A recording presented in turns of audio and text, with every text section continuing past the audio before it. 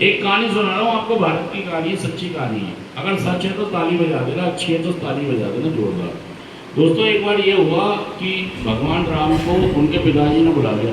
तो भाई बात सुनो कि हाँ जी पापा जी क्या बात है कि अपना ये सारा उतारो, जेवर कपड़े वपड़े सब ये ठीक है, फिर और झोला उठाओ और कहाँ जाओ?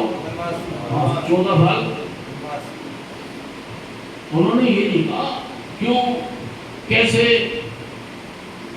उन्होंने ठीक है क्या कहा? उन्होंने कहा बैग उठाओ, कपड़े उतारो और झोला लो और 14 साल के लिए। अच्छा पिताजी तुम्हें कहा 3 महीने के लिए सेंट्रल चले जाओ, सारे घर को। ये सच्ची कहानी झूठी कहानी बताओ?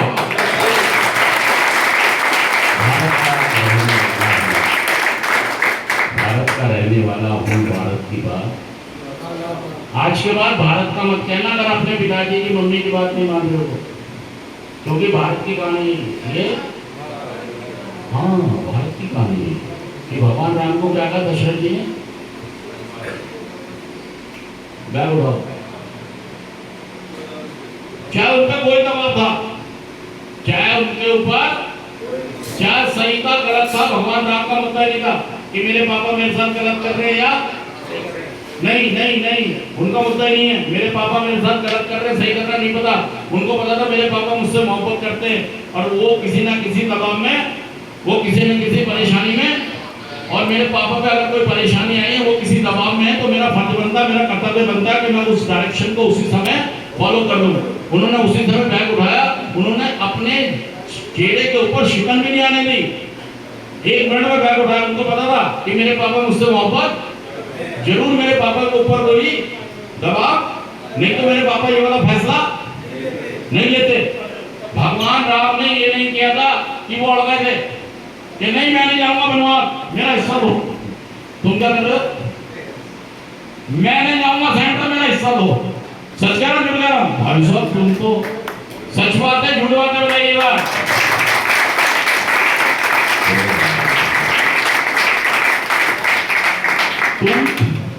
तुम 6 महीने में बिजली तोड़ गए, तुम्हारा सिस्टम हिला पड़ा है तुम्हारा। जाके बताऊंगा तुम्हें क्या कह रहे हैं। तुमने मुझे सेंटर तो भेज दिया, अभी तक तो छोड़ भी देता मैं। क्या कह रहे हो? अभी तक तो मैं, अब छुड़वा रहे हो। अब अभी हो रहा था नाश, अब होगा। मतलब घर वालों ने इसलिए भेजा आपको कि आपके अंदर कुछ सुधार आ गया, और हो क्या रहा है? सुधार नहीं आ रहा है। आपका अहंकार, गुस्सा, जिद, तीन चीजें दिमाग में बैठा लो। जिद, गुस्सा, क्या हो रहा है? ये तो बचपन से ही, ये तो मेरे में, हाँ तभी तो मैं एकेडमिक बनाऊं। मेरी पर्सनैलिटी में दोष हैं, मेरी सोच में दोष हैं। मतलब मुझे ऐसा लगता है कि दुनिया का सबसे समझदार आदमी, मतलब परफॉर्मेंस नीचे जा रही है। और समझना क्या है, घर वाले भाई साहब, जो लोग नशा मुक्ति केंद्र में होते हैं 99% वो लोग होते हैं जिन्हें घसीट घसीट के स्कूल ले जाया जाता है। कैसे घसीटने का मतलब ये होता है, मम्मी चोरी चोरी पैसे दे रही होती है, पैसे दे रही अपने पापा को दे रही, पापा से भी लेती है कि मेरा बेटा किसी तरीके से स्कूल चला जाए। और बेटे का मन नहीं करता स्कूल जाने का, और चला गया तो पढ़ने का मन नहीं करता, वो पढ़ लिया तो परीक्षा देने का मन नहीं करता। सच कह रहा जुड़ गया। इसलिए मम्मी समझ रही थी, मम्मी क्या समझ रही थी, मम्मी क्या समझ गई थी, मम्मी समझ गई थी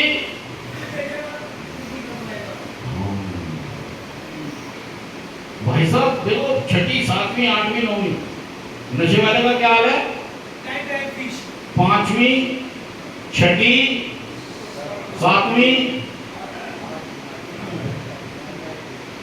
9वीं में तो फिर वो कहता अब सुन लो, अभी जाऊंगा बिल्कुल। अब अभी तो तुमने मुझे घसीट घसीट के यहाँ तक, मैं ओपन से करता हूँ, सुन लो, मैं पत्रकार से, मैं जुगाड़ से, अब ऐसा करके हालत खराब है, मुझे कमाना भी है मुझे। तो वो मुझे पापा का दुकान पे हाथ, मुझे पढ़ के क्या करना है, मुझे पढ़ के, मेरी तो दुकान है, मेरी तो फैक्ट्री है, मेरा तो आपके पास है। उन्होंने कहा भाई साहब ये पढ़ेगा, उनको समझ आ गया, उनको क्या समझ आ गया उनको, ये नहीं पढ़ेगा। फिर उन्होंने कहा यार पढ़ना तो है नहीं इनने। अब उन्होंने विचारों ने कोई दुकान, कोई काम, कोई जैसे जिसकी जैसी हैसियत थी, किसी ने मोटरसाइकिल के काम पे बैठा दिया, किसी ने दर्जी के काम पे बैठा दिया, किसी ने परचून की दुकान खुलवा दी, किसी ने कोई और बिजनेस करवा दिया, किसी ने कुछ। वहां भी आप चले तो सही, रफ्तार तो पकड़ी आपने, लेकिन आगे जाके टाएं हवा, वहां भी आप नहीं हो। अगर मैं नशे में क्या करता, शुरुआत तो बहुत अच्छी करता है। देखिए 3 चीज समझ लीजिए, 3 चीज क्या समझिए। एक तो पहली है, तो पहली चीज तो तुम्हारे घर वालों ने सोचा कि मेरे घर में लाठी पैदा हो गई है, रोशनी पैदा हो गई है, मेरा सहारा, मेरा बेटा कमाएगा भी और हमें भी, हाँ हमारा भी ख्याल। पहले तो ये सोचती, जब तो उन्होंने कुआं पूजन करा के सारी बिरादरी को खाना तो खिलाया था, इसीलिए तो खिलाया था कि हमारे भी घर में बेटा पैदा हो गया, ये अपना भी ख्याल करेगा और बुढ़ापे में खाना इसीलिए खिलाया था। वो कुआं पूजन में जो पूरी बिरादरी बुलाई गई थी, क्यों बुलाई गई थी? उनको खुशी हो रही थी कि हमारे घर में बेटा पैदा हो गया। विधि विधान के साथ ऊपर वाले को भी धन्यवाद शुक्रिया देगा, पूजा पाठ भी कराई और पूरा खाना सबको इसलिए खिलाया कि वो खुश थे कि हमारे घर में रोशनी, हमारा सहारा, हमारी लाठी पैदा हो गई। तो उन्होंने कहा चलो जी हमारे घर में, जब आपका चाल चलन 15-20 साल का हो गया, आप जब देखा उन्होंने, वो उसने कहा भाई ये हमारा ख्याल। अब उन्होंने बात बदल दी, अब उन्होंने दूसरी सोच आ गई, दूसरी सोच क्या आ गई कि भाई आ जाए तो अपना खा कमा ले, अपनी गृहस्थी कुछ चला ले, हमें माफ कर, हमें तेरा कोई सहारा वारा नहीं चाहिए, हम अपना जी लेंगे, तू अपना चला ले, हम पे रहम कर, अपने बीवी बच्चे पाल ले, अपना जिंदगी। ये दूसरी बात आ गई। जब 5 साल और बीत गए, 5-7 साल, उन्होंने देखा ऐसा ये तो अपनी गृहस्थी भी, इसके बच्चे भी हमें पालने पड़ रहे हैं। सच कहना तो क्या है,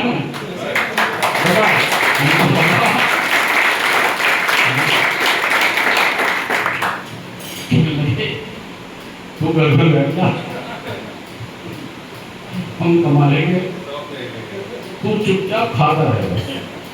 कम से कम हमें डर तो नहीं लगेगा कहीं लड़ाई ना हो जाए, झगड़ा ना हो जाए, कहीं कोई इसको ना मार दे, कहीं ये किसी को कुछ ना कहते, कोई चोरी की शिकायत ना आ जाए, कोई और उड़े ना देकर। उन्होंने कहा भाई तो ऐसा है, तू कुछ मत कर, घर में बैठ, सोचते ही कहां गए यार, अब क्या करें, घर वाले क्या करें, उनके पास दूसरा रास्ता नहीं बचा। और दोस्तों मैं ये कह रहा हूं कि दुनिया में रहते हैं 9 अरब लोग, और आपके जिम्मे कितने आए हैं? 4। कितने लोग? ये 4 लोग हैं। माँ बाप कौन है यार, बहन को अच्छा सा दिया करो, माँ बाप और भाई बहन छोड़ दो, भाई बहन तो यार दूसरा परिवार बन जाएगा ना यार। भाई बहन तो भाई की शादी हुई तो भाभी आ गई तो अलग, बहन की शादी हुई तो जीजा, ये गए अलग, ये का नहीं, ये तो हमारे पास रहेंगे। बस 4 लोग हैं जिनको आपने खुश, इनको भी नहीं करना। इससे अगला सर्कल जाए तो बहन भाई, उससे अगला सर्कल जाए तो भाई भाभी, बहन भाई, जीजा और बहन, उससे आगे जाए तो चाचा चाची, ताऊ, फिर ये सर्कल बड़ा। भाई साहब आप तो इन्हें खुश नहीं कर पाए हो, इन 4 को